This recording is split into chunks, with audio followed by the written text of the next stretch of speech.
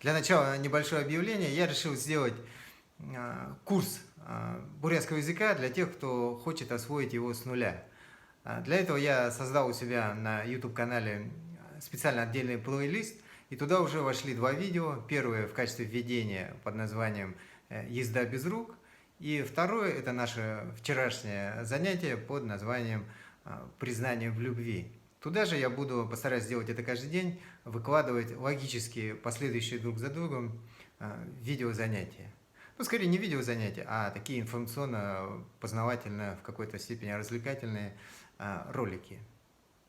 Итак, друзья, в прошлый раз мы рассмотрели с вами структуру бурятского предложения на примере признания в любви «Би шамда дурте хумбейнеп». И поняли, что в разговорной речи полная структура чаще всего сокращается до «би шамда дурте», но она может сокращаться и другими способами. И в разговорной речи это имеет свое смысловое значение. Давайте рассмотрим, как это выглядит. Самый простой вариант сокращения – это когда выпадает слово «хум». То есть остается «би шамда дурте вейнеп». Ну, в принципе, смысл тот же самый, что «би шамда дурте». Но может выпадать не только существительный «хум», но и глагол «вейне». Как это выглядит? Вот в полной структуре «би шамда дурте хум вейнеп», а когда глагол «вейне» выпадает, он оставляет свою букву «б», на которой он заканчивался, предыдущему слову «хум». В чем смысл этой буквы «б», сразу скажу. Смысл в том, что предложения, которые начинаются на местоимение, с них начинаются и ими же заканчиваются. То есть буква «б» в конце глагола «вейне» – это и есть сокращенное местоимение «би». Таким образом, глагол «вейне» оставляет эту букву по наследству существительному «хум», но дело в том, что бурятские слова не заканчиваются на два согласных подряд. Поэтому вот это сокращенное местоимение «би» возвращает свой изначальный вид, и получается «хумби». «Би шамда дурте хумби».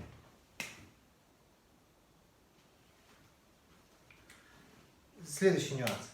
Буква «н», когда она соединяется с «б», она начинает звучать как «м». Допустим, когда мы здороваемся, мы говорим «сэмвэна». Свой «сэм», как известно, буквы «м» нет, но тем не менее буква «н» начинает звучать как «м», потому что встречается с буквой «б» в начале слова «бэйна». И вот здесь также буква «н» начинает звучать как «м», и в результате «хумби» сокращается до «хум». Вот это слово «бэйна» нам уже не нужно, оно у нас выпало. Поэтому я его убираем. И вот так в результате у нас получается предложение «би шамда дурте хум», где слово «хум» начинает выполнять роль сказуемого. «Би» подлежащее, «хум» начинает выполнять роль сказуемого со значением «я есть человек». «Я есть человек, имеющий любовь к тебе своей». Этот прием в разговорной речи очень часто используется в вопросительных вопросах. Начнем с так называемого общего вопроса, то есть с того вопроса, на который можно ответить «да» или «нет». И сразу, для того, чтобы продемонстрировать, как понимание общей структуры бурятского предложения позволяет уже понимать разговорные нюансы, для того, чтобы это продемонстрировать, возьмем реальную разговорную фразу из юмористического проекта «Хошинзова». Там женщина, испытавшая дефицит внимания со стороны своего супруга, задает ему вопрос: «Ши нанде юрдо дурте хунгуш?» Давайте для начала рассмотрим незнакомые нам слова. «Ши», ну понятно, это ты, да?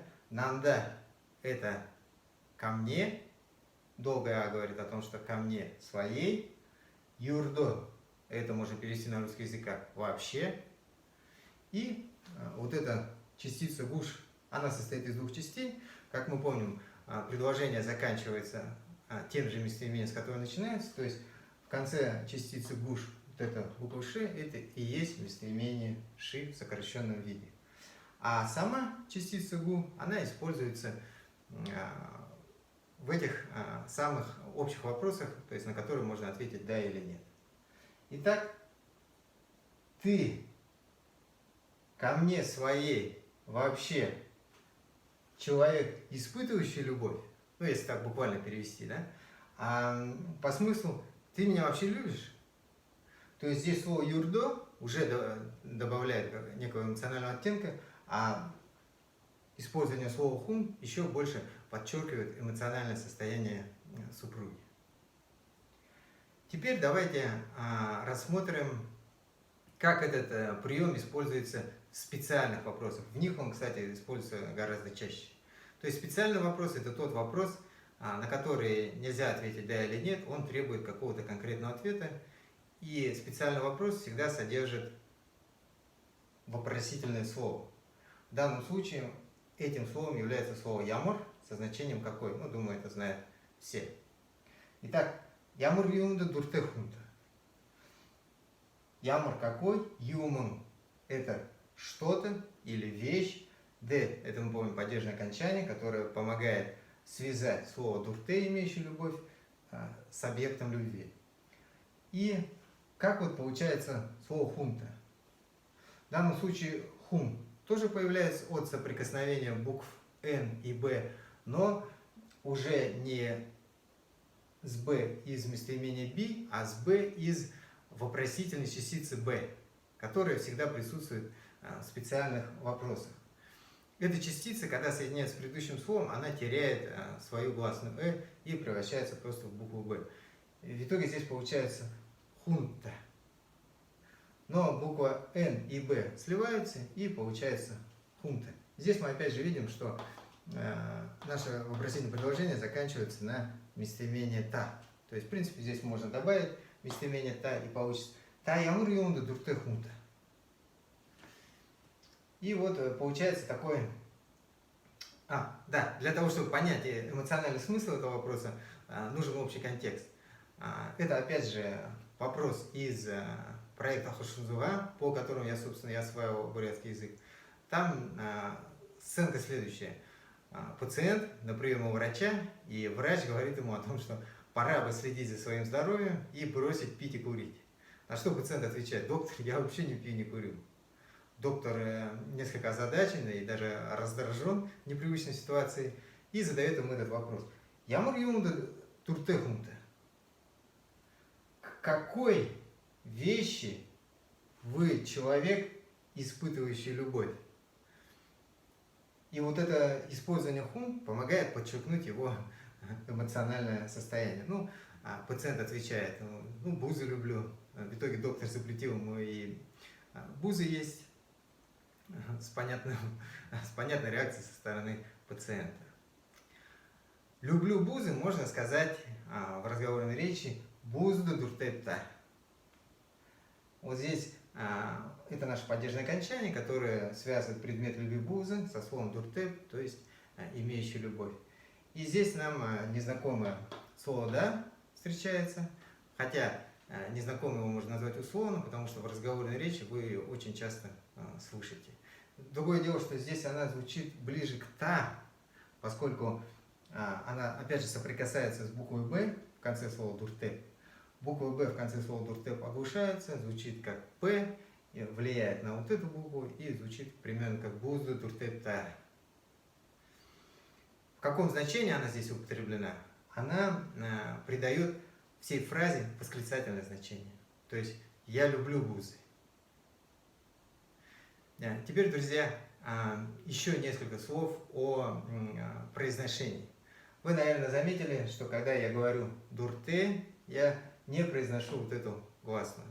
Дело в том, что гласные в середине бурятских слов между двумя согласными, ну, когда она краткая, то есть одинарная, да, она как бы затирается двумя этими согласными и практически не произносится. от нее остается небольшой отзвук, но на начальном этапе лучше ориентироваться на то, что она проглатывается совсем. Дурте, юрдо. Слушайте, да, вот эта буква «э» практически не произносится. Ну и слово «бузда». Здесь тоже вот эта буква практически не произносится. Теперь, что касается последней гласной. Последняя, опять же, подчеркиваю, одинарная гласная, она не звучит как «бузда». Она звучит что-то близкое к звуку «э» или «ы», «бузда». Но если это долгая гласная, как, например, свой шамда, то она звучит четко. Она звучит как ударная гласная в русском языке и при этом протягивается. Шамда. Думаю, что на данном этапе, что касается произношения, этого вполне достаточно, поскольку наша главная задача освоить логику бурятского языка. А произношение – это вопрос отдельный, и, в принципе, ему специально учиться-то особо и не стоит, поскольку, когда вы освоите логику языка, то уже в процессе ее практики вы будете нарабатывать произношение. Ну, конечно, какие-то основные теоретические моменты знать полезно, поэтому часть из них я сегодня осветил. Если будут еще какие-то вопросы, обязательно их задавайте. Итак, сегодня мы увидели, как понимание полной структуры предложения позволяет понимать уже живые разговорные фразы. Дальше мы будем рассматривать и все другие разговорные обороты. Ну, все, конечно, рассмотреть невозможно, но, во всяком случае, основные, те, которые позволят вам практиковаться на бурятском языке. Так что подписывайтесь на мой канал, делитесь ссылкой с теми, кто хочет освоить бурятский язык с нуля. Дахим Улзатра Байрте.